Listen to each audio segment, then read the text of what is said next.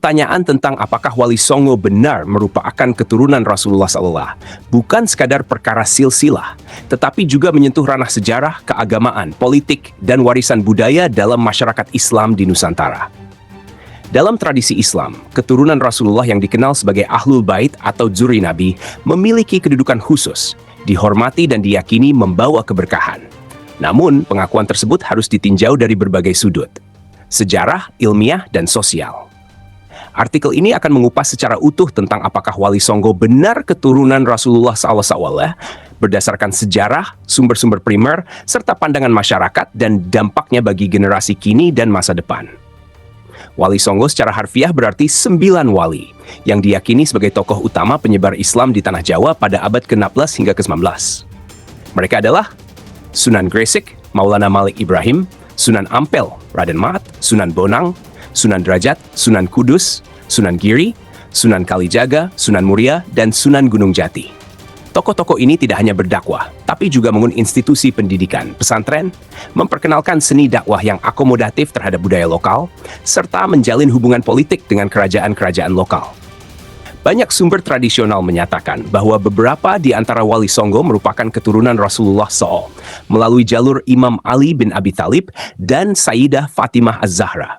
Klaim ini terutama merujuk pada beberapa nama yang bergelar Sayyid atau Syarif, yang umumnya digunakan oleh zuriyah Nabi. Misalnya, Maulana Malik Ibrahim, Sunan Ampel Said Rahmatullah, dan Sunan Gresik disebut-sebut berasal dari Hadramaut, Yaman, wilayah yang memang menjadi pusat diaspora keturunan Nabi sejak abad ke-9 Masehi. Sayyid Jalaluddin Al-Akbar, yang merupakan ayah dari Maulana Malik Ibrahim, juga kerap disebut dalam silsilah sebagai bagian dari keluarga Nabi. Namun, bukti sejarah tertulis yang kuat tentang silsilah mereka sebagai keturunan langsung Nabi Muhammad SAW masih menjadi perdebatan. Sebagian sejarawan dan peneliti modern mempertanyakan otentisitas silsilah tersebut. Hal ini karena dokumen silsilah yang tersedia seringkali disusun jauh setelah periode hidup para wali tersebut, dan banyak bersifat hagiografis, yakni lebih sebagai karya spiritual atau mistik daripada catatan sejarah akademik. Misalnya, buku Babat Tanah Jawi dan Silsilah Wali Sanga sering dijadikan rujukan, tetapi penulisannya terjadi berabad-abad setelah era Wali Songo.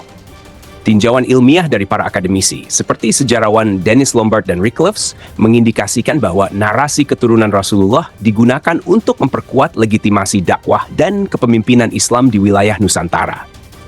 Dalam konteks masyarakat yang kental dengan budaya kerajaan dan nilai-nilai turun-temurun, keturunan Nabi otomatis memperoleh kepercayaan dan pengaruh. Karena itu, identitas sebagai Sayyid atau Syarif kadang menjadi modal dakwah, sekaligus simbol kekuasaan moral. Jika kita menelusuri alur silsilah keturunan Nabi Muhammad SAW, jalur yang paling umum ditelusuri adalah melalui Hasan dan Husain, cucu Nabi dari Fatimah dan Ali bin Abi Thalib. Dari sini muncul keturunan-keturunan yang menyebar ke berbagai wilayah Islam, termasuk Yaman, Iran, Irak, dan kemudian menuju Asia Tenggara. Salah satu jalur yang sering disebut adalah dari Husain bin Ali, Zainal Abidin, Muhammad Al-Bakir, Ja'far Al-Shadiq, Musa Al-Kazim, Ali Al-Ridha, dan seterusnya, hingga ke para habaib yang bermigrasi ke Hadramaut dan kemudian ke Asia Tenggara. Dalam konteks Wali Songo, nama-nama seperti Maulana Malik Ibrahim disebut berasal dari Jalaluddin Al-Akbar yang merupakan keturunan dari jalur ini. Tentu tidak semua Wali Songo diklaim sebagai keturunan Rasul. Misalnya, Sunan Kalijaga dan Said berasal dari keluarga bangsawan Jawa. Sunan Muria adalah anak dari Sunan Kalijaga. Sunan Giri, Raden Paku, adalah anak dari Maulana Ishak, yang konon juga dikaitkan dengan keturunan Rasul melalui jalur ibunya. Tapi pembuktian historisnya masih diragukan oleh banyak kalangan akademisi. Pandangan masyarakat Indonesia terhadap isu ini terbagi dua. Kelompok tradisionalis, terutama yang berafiliasi dengan pesantren dan organisasi seperti Nahdlatul Ulama, cenderung mempercayai silsilah tersebut dan menjadikannya sebagai bagian dari tradisi keagamaan. Haul Wali Songo, ziarah makam para wali, dan penghormatan kepada Habib menjadi bentuk nyata dari kepercayaan ini. Sementara itu, kalangan urban, intelektual muda, dan akademisi cenderung lebih kritis. Mereka menilai bahwa keimanan dan kontribusi dakwah lebih penting dari garis keturunan. Beberapa bahkan menyebut kultus terhadap nasab bisa mengarah pada feodalisme spiritual yang bertentangan dengan semangat Islam yang egaliter. Jika benar Wali Songo merupakan keturunan Rasulullah, maka mereka menjadi contoh terbaik dari zuriyah Nabi yang membawa Islam ke wilayah baru dengan cara damai, akomodatif, dan penuh kearifan lokal. Mereka tidak datang dengan pedang atau pemaksaan, tetapi dengan ilmu, seni, dan budaya. Ini memberi teladan bahwa keturunan Nabi tidak hanya harus dihormati, tetapi juga dituntut meneladani akhlak beliau dalam berdakwah dan berinteraksi sosial. Kehadiran mereka juga memperkuat legitimasi ajaran Islam sebagai bagian dari jati diri Nusantara. Keuntungan lain dari klaim keturunan Nabi adalah mempererat cinta umat kepada Rasulullah. Dalam psikologi keagamaan, manusia cenderung butuh figur nyata yang bisa menghubungkan mereka dengan sosok ideal. Zuriyah Nabi berperan dalam mengisi ruang ini, baik secara simbolik maupun nyata. Mereka menjadi jembatan spiritual antara umat dengan Rasulullah dan menjaga kesinambungan tradisi Ahlul Bait dalam konteks lokal. Namun, dampaknya juga bisa negatif jika tidak disikapi dengan bijak. Kultus terhadap keturunan Nabi bisa melahirkan elitisme agama, memunculkan kasta dalam masyarakat Islam, dan melemahkan semangat meritokrasi.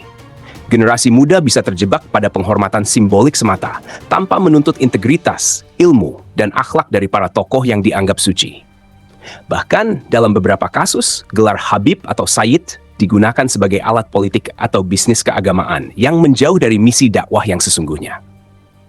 Dalam konteks Indonesia modern, penting untuk melihat Wali Songo bukan hanya sebagai keturunan Nabi, tetapi sebagai teladan dakwah kultural yang mampu menyelaraskan Islam dan kearifan lokal.